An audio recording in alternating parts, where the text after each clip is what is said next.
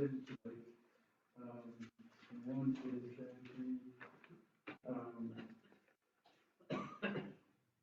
our police report was going to be sooner in the agenda than the rest, and also our auditor was unable to make it tonight, so we're going to table that till next month. So with that said, I need to announce that there was an executive session on October 10th to discuss personnel. And next, I'm going to ask for approval of minutes for September 19th.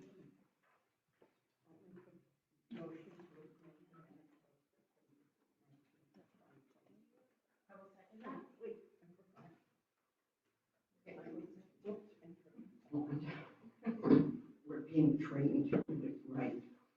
I make a motion to approve the minutes of September 19th, 2022. I will second that. All in favor? Aye. Okay, moving on, approve minutes of October 3rd. Motion, please. I'll make a motion to approve the minutes of October 3rd, 2022 with a modification that I gave to Kathy earlier today, which was a wording change in the last item in the minutes. Okay, a second on that? I'll second that. Okay, all in favor? Aye. Aye. Okay. Next, Sergeant Russell, please report, please.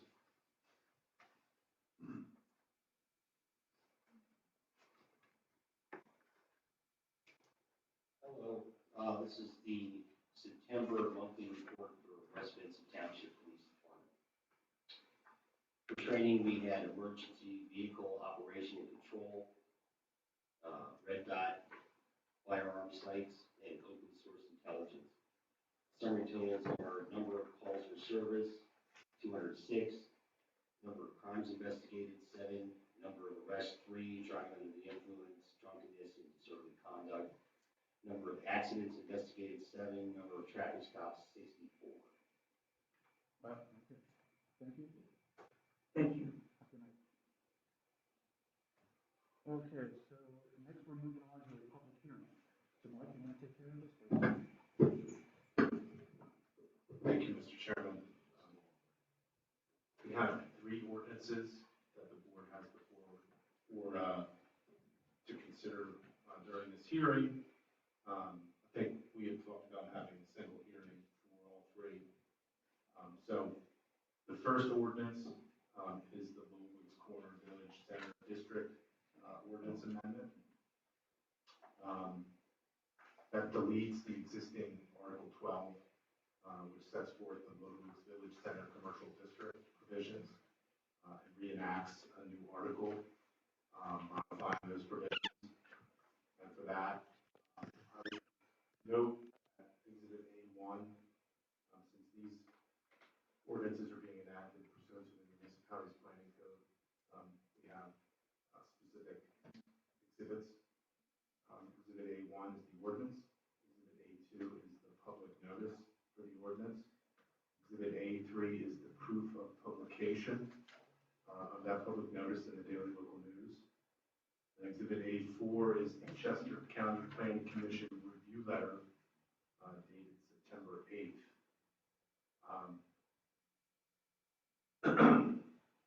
That's the first ordinance. The second ordinance, we have 2 ordinances amending forest resources provisions.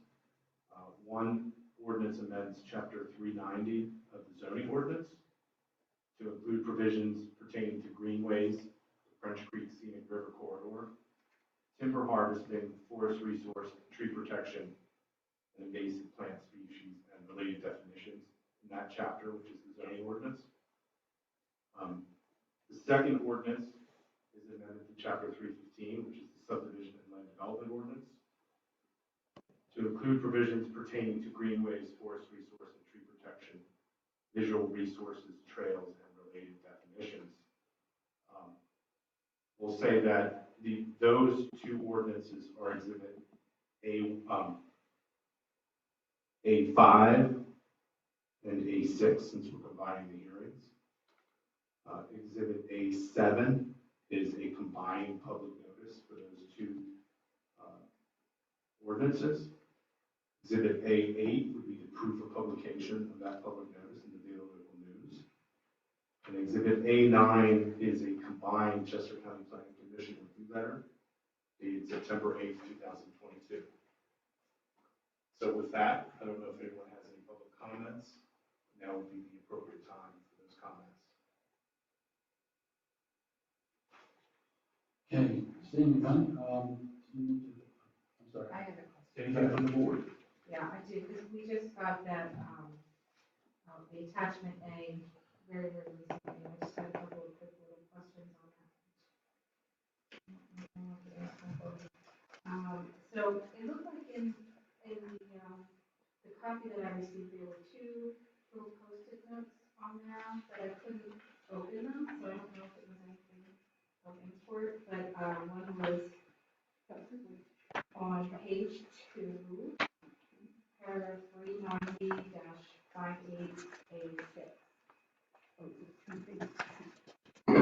The two things that say editor's note. Is that what you're talking about? Yeah, on the document, it was a Post-it note. Normally you would open that and there would be a comment, but it didn't work. Okay, so it's not in the document that's in front of you. I don't know, this is the first I've seen this document. Oh, thank you. There was a clean version, which I think was the one that was going to be attached to the ordinance, and then there was also a version that had all the changes that were being reviewed. This is the clean version. Yes. So I did not see what you were referring to. I see one that's under conditional use. Maybe they just didn't take that off. I don't know. It doesn't look like it's any different there. The other one was page 3, which was paragraph 390-58D1 about the apartments. And you can see it there. You can see that. Right, that's the one with.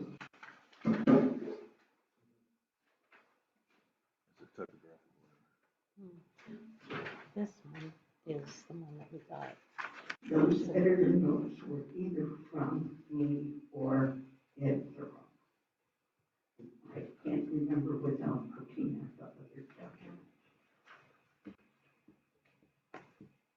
And the only substantive question that I have is,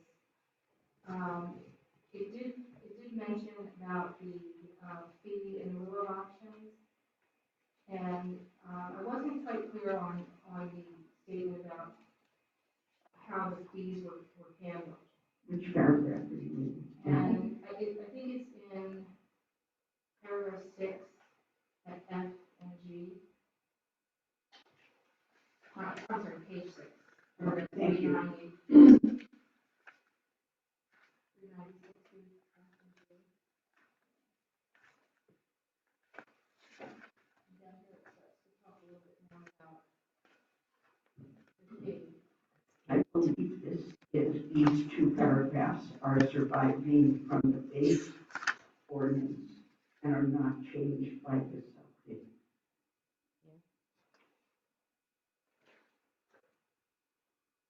Throughout our ordinance, we have the fee and lieu provisions.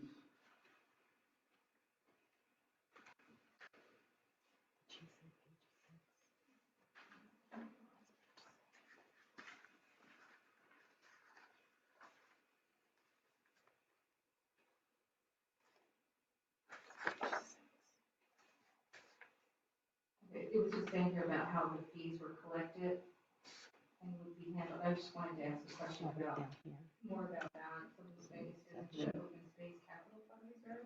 I think we should refer that to our manager. I do not believe that this is changed by the update to the ordinance. What's your, be a little more specific in your question, Dana, I can give you a precise answer. I was just trying to understand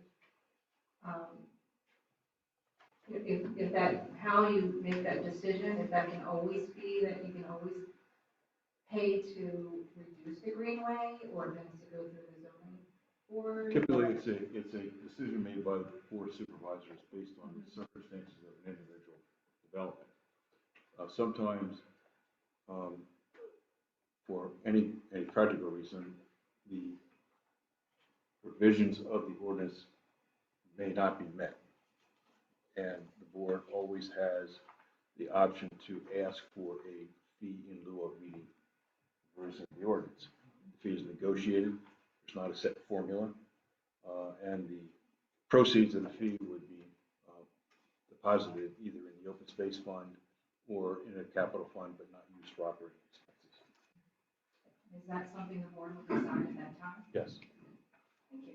And sometimes it's recommended to the board by the planning commission because they Is that not turning on? want to. Oh, I don't want to hear what I'm thinking. Sometimes I think pretty hard. Anything else? Yeah, No, you're good. thank you. Okay, at this time, I'd like to entertain a motion. Close the hearing. I would just say, hearing no public comment. It says, sorry, we'll close the hearing. Okay, thank you. Okay, so now entertain a motion for ordinance number 200.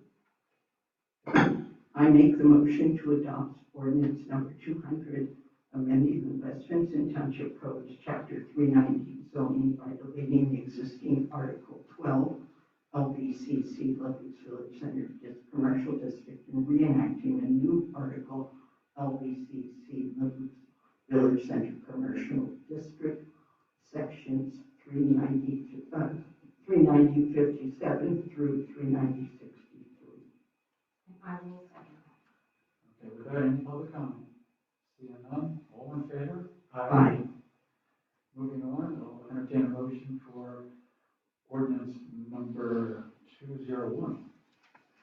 I make a motion to adopt ordinance number 201, promoting the protection of forest resources by amending West Vincent Township Code, Chapter 315, subdivision and land development to include provisions pertaining to greenway, forest resource and tree protection, visual resources, trails, and related definitions. And I will second that. Okay, any public comment? Seeing none, all in favor? Aye. Next, entertain your adoption of ordinance number 202.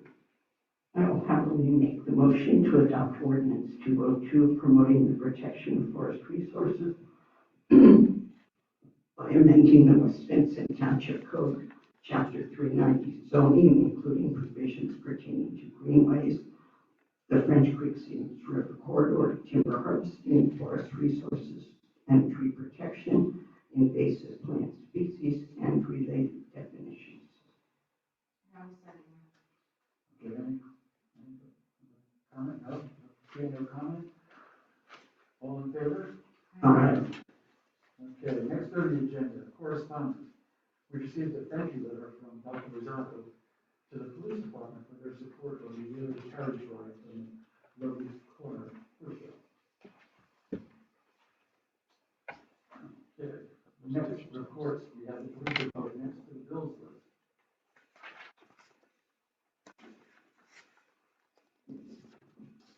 Any public comment on the bill list?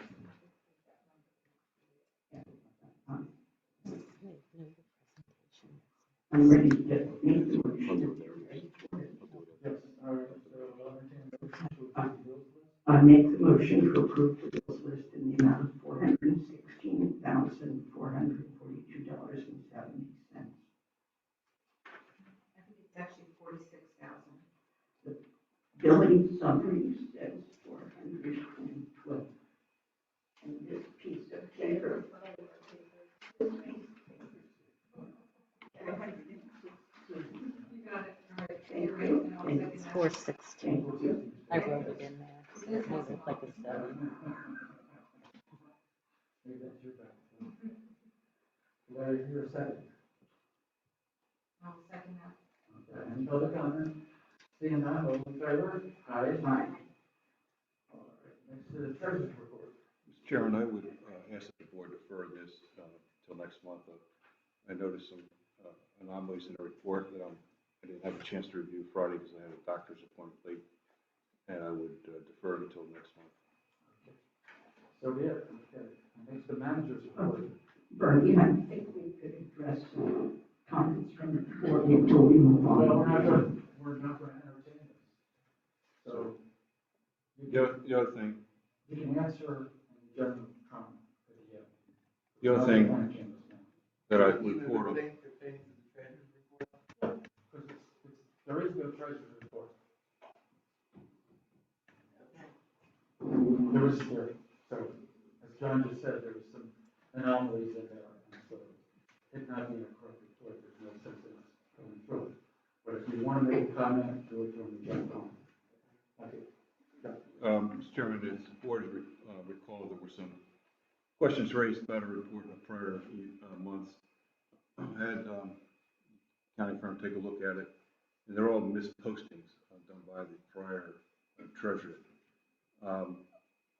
Because of this issue and the anomalies with the treasurer's report, I'm going to ask the CPA firm to attend the meeting next month and have a conversation with the board about these issues and to provide the board with and the public with more cognizant answers to their questions. Okay, thank you. Okay, John? You want to? No. That's okay. Okay, good. And John, I understand your issue, and it would be better if you had a conversation with the accountant when he was here. You guys speak the same language. I don't. You can ask your question to him, and he can provide the answer to you. And I think that's the best forum for that, because I might know finance, but I am not an accountant. And you are, and the guy's the CPA, and you all can speak your CPA language together and understand it. On the other hand, I had certain comments that if you weren't aware of, you can address it with them. How about if I see you after the meeting? Is that all right? And we can have a better conversation. And if you send me your comments in your email, then I can follow up specifically with you. Okay? Moving on, old business. Mr. Chairman, I'm sorry. I give my budget presentation now, please. I worked so hard on this. Hang on just a second. Okay. This is the time of year where I generally make a presentation. The actual budget document will be uploaded later this week. This is, I guess, a summary of the strategic plan of the township. I think the next page is the one everybody's looking for. There's no tax increase next year. One of the things that I think is important that we in government don't do very often is after someone makes a big policy decision and policy is or is not implemented, very rarely do you go back and look at the ramifications of that decision. And I think it's important at this point in time in the township's history to take a look at that, understand your accomplishments, and use that information to gather to make decisions going forward. So this is a map of the township, protected open space at the end of the year 2000. This was around the time that the public and the board came together and recognized that there were some challenges coming forward, and they did three things. One, they joined the regional, they developed a regional comprehensive plan, which, as I stated in another meeting, is a very important strategic decision because it spreads out the land uses among a greater land area. Secondly, the board and public decided to undertake a comprehensive open space plan and preserve land in the township. And third, they wanted to concentrate land development and created a master plan for the Ludwig's Corner area of the township. This is a map that represents the open space as of the end of last year. It's about 40% of the township, and it is a remarkable map because it shows the success that the community has had in reaching property owners and to preserve property. It goes, to a large extent to the success of the efforts that the community has, because it's not only the board's program, it's a program of the community. And here's the two together. You can see the difference in one picture. It just says 1,000 words. I'm going to share this. Most of the data here was given by the County Planning Commission. I'm going to share it with them and DVRPC as well, because this is a good representation of the results of implementing the policies of the community over a period of time. This graphic is one that I think really tells the story of the township. The orange and gray lines, this is our land uses. One is woodlands and the other is agricultural. And you notice, I'm starting in the far left corner, it starts to go down and it decreases at a increasing rate, but as you get near the right-hand corner, it begins to flatten out. And that is the result of the land preservation program. You're preserving those particular land uses. The purple line going up from left to right is your increase in population. Well, you'll notice that increase in population really started in the late part of this decade, and that's a result of the Lewis Corner master plan being implemented with the Weatherstone, the town center, and the courts at Chester Springs. Those three developments represent about 27% of the housing units in the township. That's a remarkable accomplishment in concentrating the development of the township in an area where there's infrastructure and road network to support that level of development. That's about it for history lesson. But one other thing, about 8 or 10 years ago, the township undertook an analysis of the road network. Developed, here's all the problems, let's try and fix them. This is a good representation of the status of those road projects, what has been done and not done. In this, unfortunately, it's a little hard to read, but in the document, if you get a paper copy or online, you can print it out. In the far right-hand column, the green has already been accomplished. The yellow will be done next year, and the brown will be done the year after next. So again, it's laying out a plan and accomplishing the plan on a piecemeal basis as you can have funds and resources to do it. This is what we did this year. I think we had a very aggressive year. We adopted a trail plan. Logan's Corner master plan was done now. The Woodlands was done. We acquired the property on French Creek Road. We got a fair amount of money from the county and the state, nearly $1 million. We did some pretty impressive stormwater and road grade improvements in the township, and got a $100,000 grant. Oh, we also contributed $100,000 to the Logan's Fire Company to purchase a fire truck. The goals for next year, we have significant drainage projects on Janney Lane and St. Andrews Road. They'll be contracted out. We're in the process of developing those projects now. The paving will be done on Hollow Road and Flowing Springs Road. The Highway Department will improve the stormwater management, and the paving will be contracted out. In addition, we'll do the normal tar and chip program throughout the township. Hopefully, we'll complete the design of the public safety building. That'll take a while. The major construction projects, however, will be in the area of parks and recreation. Hopefully, we'll do the Fellowship Trail, complete the improvements at Open Light Park, and we're now having a conversation about doing some improvements at the park here in the township, Evans Park. And if that happens, it's small improvements, but it can mean a lot to the community. We'll implement what we can of the Clean Energy Transition Plan. We're also proposing to contribute an additional $200,000 to the Logan Corner Fire Company for a truck, and about $30,000, $29,000 to the ambulance corps for their success. The last item is, excuse me, no item, nothing that we haven't talked about before, but something that's popped up is on the Griffith property, which is on Route 100. We'll talk about that in a few minutes. This is the conceptual plan of Opelani Park.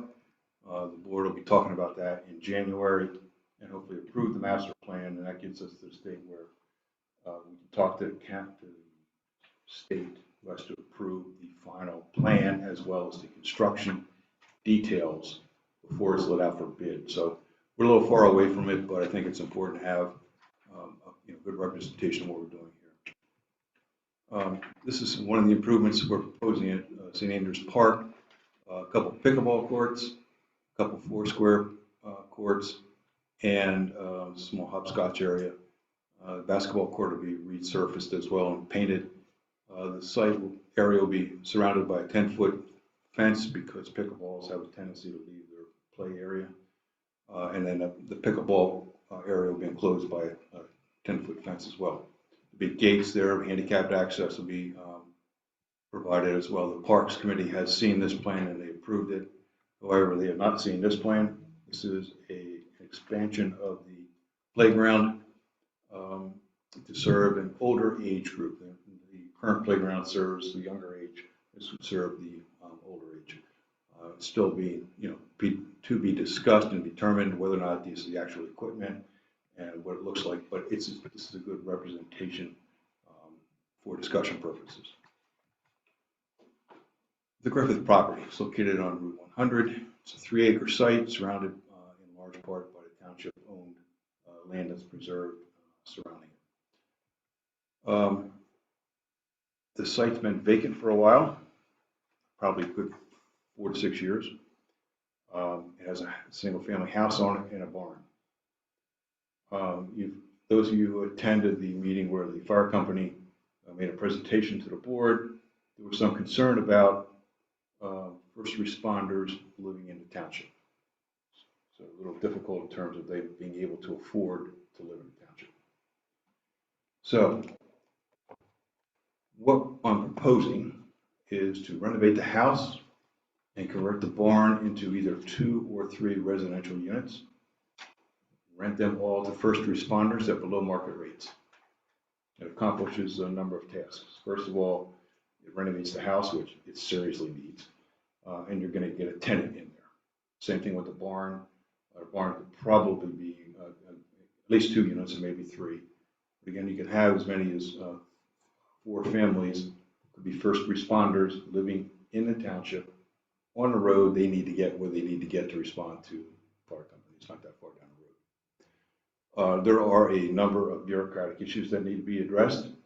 But the first step here would be for the township to retain an architect to determine the cost and the scope. What needs to be done in a house? What needs to be done at the barn? Give me a price range. Then the board has the opportunity to engage in a conversation with the public, and is this the right thing to do? The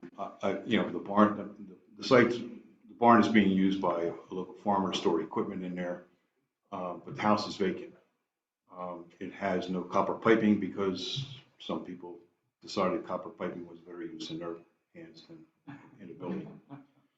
And we're very much afraid that at some point in time, it's going to fall into misuse. I think this is a better use for the site.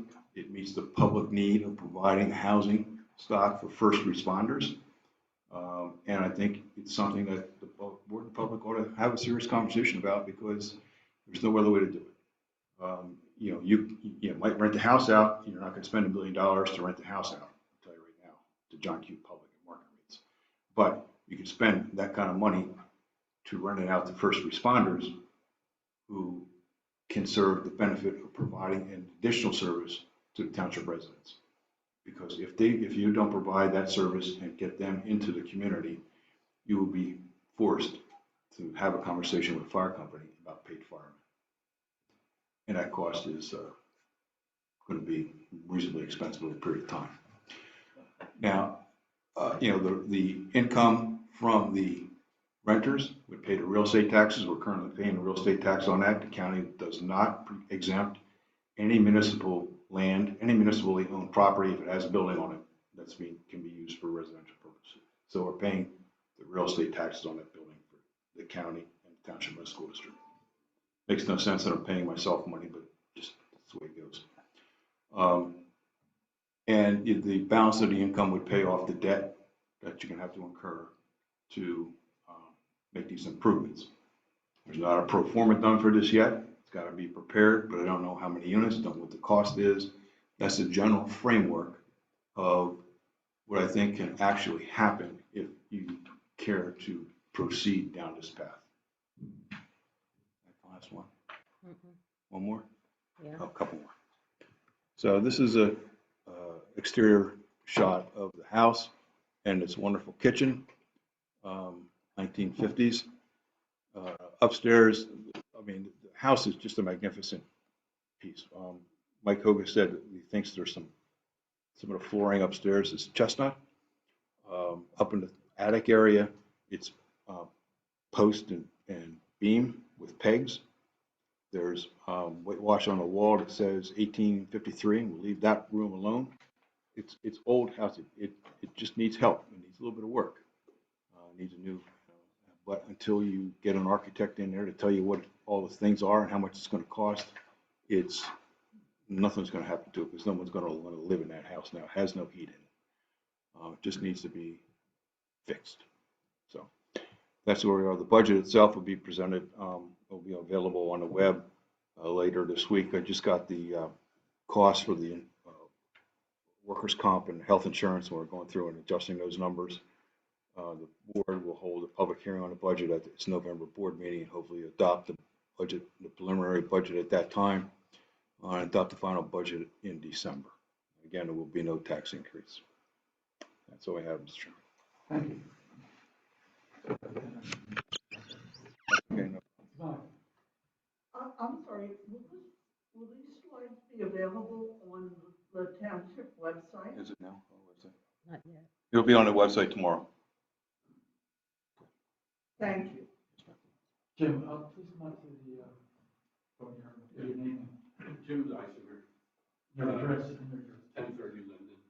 Have you talked to PennDOT about any future plans for Route 100 since the barn is so close to the road now?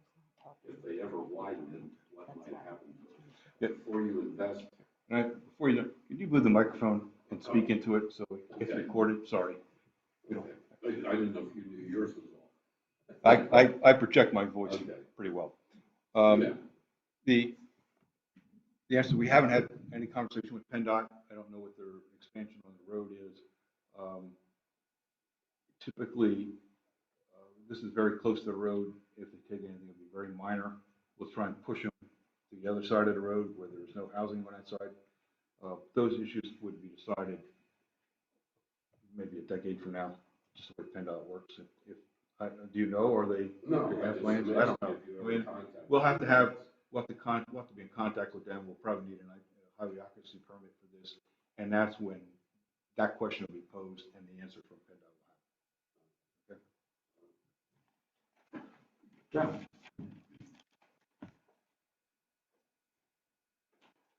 John Eldridge, 1634 Hilltop Road, Bertrandville. One question, have you asked the fire company if they would think for first responders would move into these rental units? Is that something you've asked for? They have an agreement with the Renew Apartments where Renew Apartments does rent out below market rates to one or two of their first responders. I haven't had it. I've had some conversations with the fire company, not about this specific site. I suspect that they would be encouraging it because this is geared towards the younger members who are starting out, want to build a nest egg. We provide them with a space that they can live for 2 or 3 years or 4 years to get a nest egg and then move, hopefully, someplace else in the township.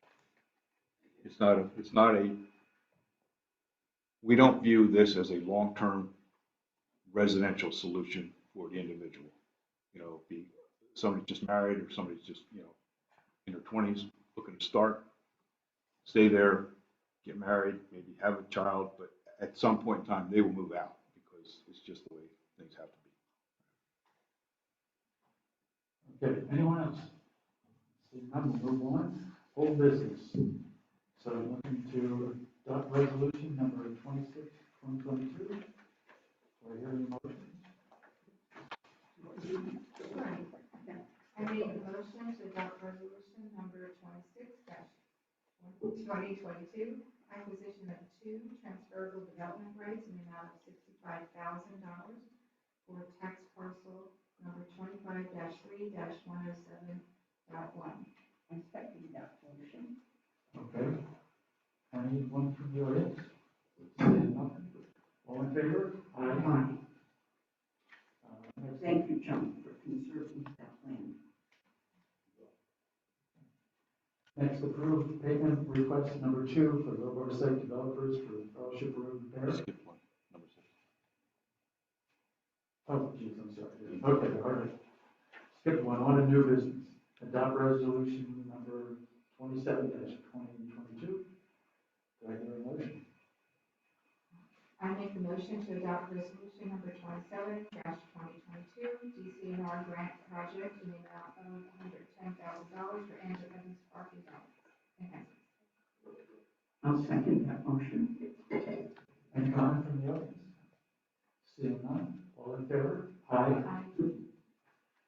Approve payment request number 2 for the Low Site Developers for Fellowship Road repair in the amount of $6,720.22. And I make the motion to approve the payment request number 2 for Logar Site Developers for the Fellowship Road repairs in the amount of $6,720.22.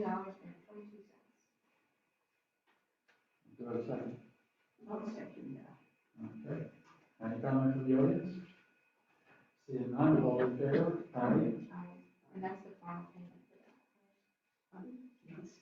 I'm still looking for the summary because I thought it was higher than that. Well, because we had already paid it last Yeah. month, and that was, I thought that was the final. It is the final. Okay, number 8, approve payment request number 1 for the G&D Construction Group, Inc. in the amount of $239,884.96 for the Kimmington Road roadway drainage project. I'll second it. All right. I think I'll make a wish. Is that okay? Yeah. All right. All right. Anything from the audience? Seeing none, all in favor? Aye. Aye. Number 9, approve payment request number 2 for G&B Construction Group, Inc. in the amount of $258,069.44. Do I have a motion? I'll make a motion to approve the payment request number 2 for G&D Construction Group, Inc. in the amount of $258,069.44 for the Kimpton roadway drainage project. I'll second that motion. I have a question. So this second payment here, is it for drainage also? Yeah, it was both the construction project that these two items are were just for drainage. One project was almost $500,000 project. So these two payments were there, and we're still holding retainage, I believe, of probably 5%. Okay. So- Does any of this cover the roadwork itself? No, this is just moving dirt around for the drainage project. The road work will come next month. They're still, they wanted to submit the invoice after the streets were swept from the tar chip. So there will be, because that was a question that came up, so there will be swept. They will be swept. If they haven't, they roll off after today's rain. Yep. They'll be swept, and then the final payment will be requested. Very good, thank you. Anything from the audience? Seeing none, all in favor? Aye. Okay. Number 10, authorization to sell surplus vehicle through municipal. 2 police vehicles and 1 dump truck. I'll make the motion to authorize the administration to sell 3 surplus vehicles through those municipal, 2 police vehicles and 1 dump truck. I'll second that. Any question from the audience? Seeing none, all in favor? Aye. I did just want to question, I didn't see it, I saw the 2 police vehicles, the description on my packet. I didn't see the dump truck, but I guess that's also gonna. Yes, that's the gone. same. Needs to be cleaned a little bit. Just wasn't ready. It's just the dump truck that's finally been replaced. So exciting. Great for you, I think. Okay, number 11, appoint Christina Casey as the Assistant Right to Know Officer. I make the motion to appoint Christina Casey as the Assistant Right to Know Officer. And I'll second that. Anyone in the audience? John?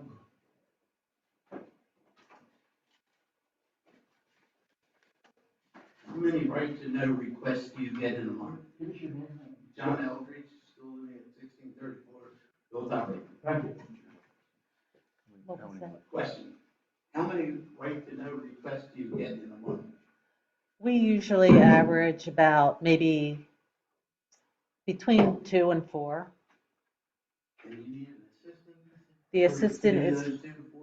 yes, because if I'm not available, if I'm not here on vacation or whatever, we need someone there to take my place because we can't hold off. Yeah, we have 5 days. It's a good duplication of efforts too. Yeah. Backup. Yeah.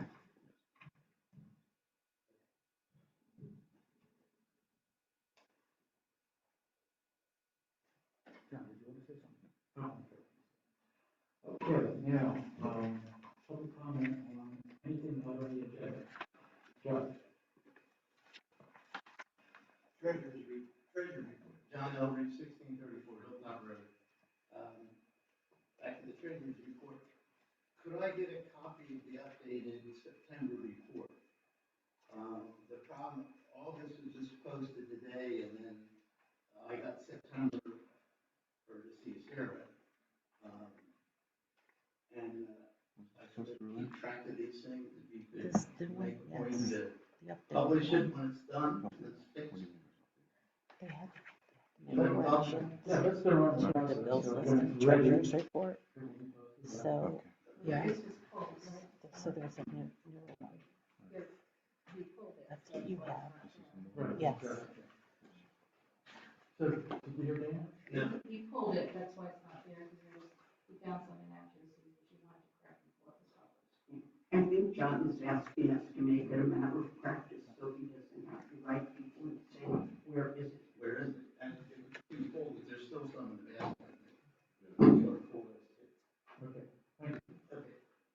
Another subject. Okay. So my name again?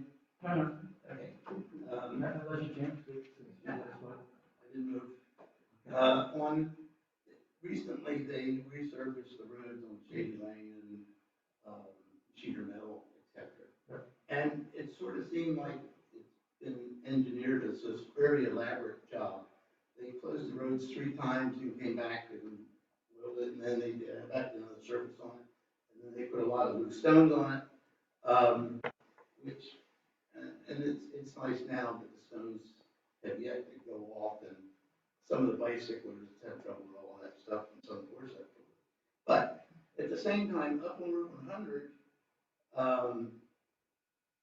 one day they just put macadam down. It was ready right away, never came back. And on Flying Springs Road, South Coventry came up to their property, up their township line, with just 1 coat of macadam, and it was done in just a day. It seems like we're doing an awfully elaborate job here, and maybe it's better, maybe it's not. Well, it's a different type of asphalt. It's,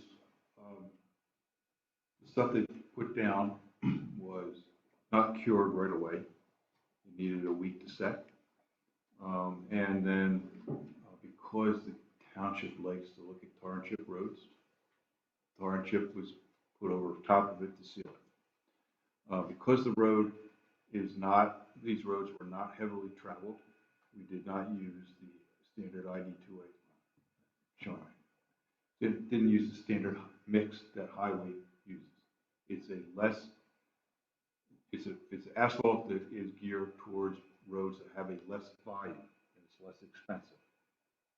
So the stuff they put down out here and on Route 100 is the typical PennDOT asphalt they use on all the roads because all the roads get heavy traffic. These roads don't receive the traffic. It needed stabilization so that it would not look like it did in 5 years. The stuff on there would last anywhere from 15 to 20 years, given the volume of traffic.